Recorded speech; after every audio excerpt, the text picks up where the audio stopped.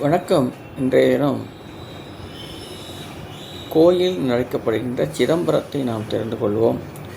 இறைவன் திருமூலநாதர், இறைவி உமையம்மை, பொன்னம்பலத்தில் சபாநாயகர் உள்ளார். சம்பந்தர், அப்பர், சுந்தரர் பாடிய தலமாக விளங்குகிறது. ஐம்பூதங்களுள் ஒன்றாகிய ஆகாயத்தலமாக விளங்குகிறது. தில்லைவாழ் அந்தணர் 3000 பூசிக்கும் திருவூர். மாணிக்கவாசகர், திருநீலகண்ட நாயனார், திருநாளைப்போவார், உமாபதி சிவாச்சாரியார் முதலியோர் வீடு பெற்ற பதியாகும். தேவாரம் எழுதிய ஏடுகளை முன்னோர்கள் இந்த தில்லை கோவில் சேமித்து வைத்திருந்தனர். அவற்றை நம்பியாண்டார் நம்பிகள் கொண்டு சோழ மன்னன் வெளிப்படுத்தினான். இங்குள்ள ஆயிரங்கால் மண்டபத்தில் சேக்கிழார் நாயனார் பெரிய புராணம் பாடி அரங்கேற்றினார். நள்ளிரவு பூசை இங்கே வழிபடுதல் மிக சிறப்பாக சொல்லப்படுகிறது. பொன்னம்பலத்தின் மேலே உள்ள 9 தங்க கலசங்கள் 9 சக்திகளை குறிக்கின்றன.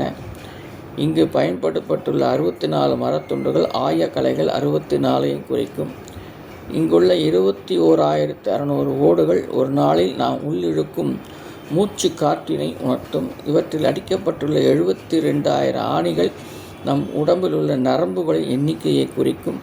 இந்த கோயிலில் இடப்பக்கம் கருவூர் உள்ளது. அது நம் உடம்பில் இதயம் இருக்கும் இடத்தை குறிக்கிறது என்று கூறுவார்கள்.